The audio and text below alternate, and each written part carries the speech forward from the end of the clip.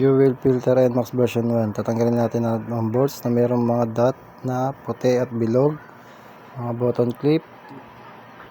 Ayan po, tatanggalin po natin yan each side po, magkabila ang gilid po ng NMAX version 1. Ayan. At ang ilalim niya sa araro, yan po mga pin, push button pin. Ayan po, tatanggalin din po natin yan. Yan, pati pong nasa harapan. Yan, tanggal na po. Magkabila ang side ng footboard. At ayan naman po yung cover ng tangke. Phillips screw po yan. Yan, may 10mm po yan. Apat po yan, dalawa magkabilaan. Ayan po yung kabila. Dalawa din po yan. Gagamitan natin yan ng ratchet.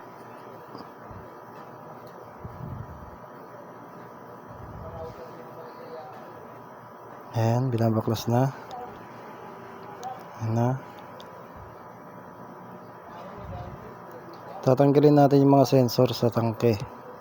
Yung kulay gray po na yan. So hindi naman po kayo malilito sa pagbalik niyan. Yung puti para sa gray, tapos yung itim para po sa itim. Tapos tatanggalin po natin yung socket ng fuel, papuntang fuel injector. Ayan po, sisikwatin lang po ng flat screw yan, yung manipis. So binubuka po yung kabila para po mas mabilis matanggal. Yan yung kabila. Yung side ibubuka mo, tapos sisikwatin mo para mabilis matanggal. Tapos ayan, naatake na lang. Matigas po talaga yan, so gagamit kayo ng puwersa dyan kahit papano.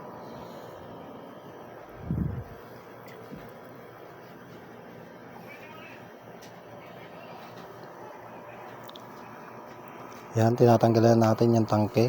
Sensya na sa video, hindi ko maitutok dahil wala po akong tagahawak ng camera.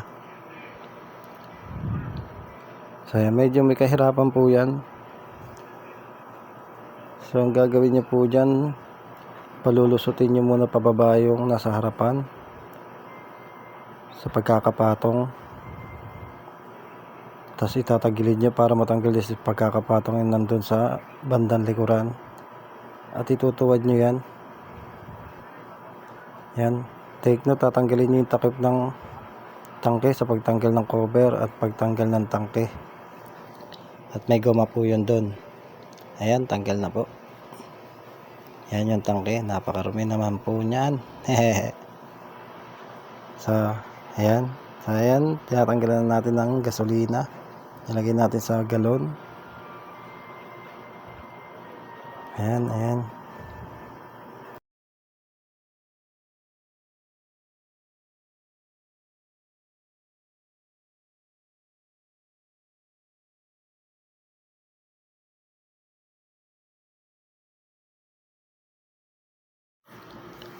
Yan, pagkatapos po natin ubusin yung gasolina, may apat po na 4mm na alin po dyan. Shoutout nga po pala sa amo ko, yan, si Boss Jetro. Sunod naman yung plate, may guide po yan. Ayan po, yung lubak, dun po yung para sa nakatusok na ano sa plastic. Ayan po yung fuel filter nya.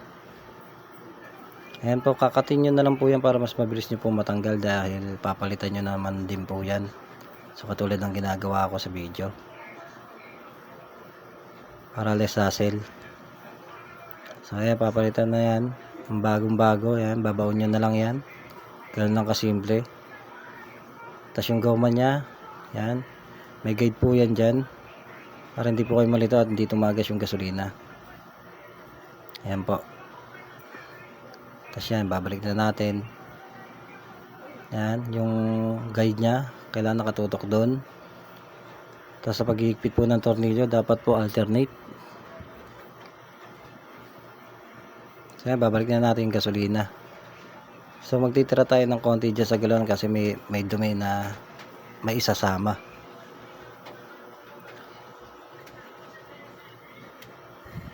Yan, testing na po kung may tagas. Okay, goods. Thank you for watching. See you in next video. Bye bye.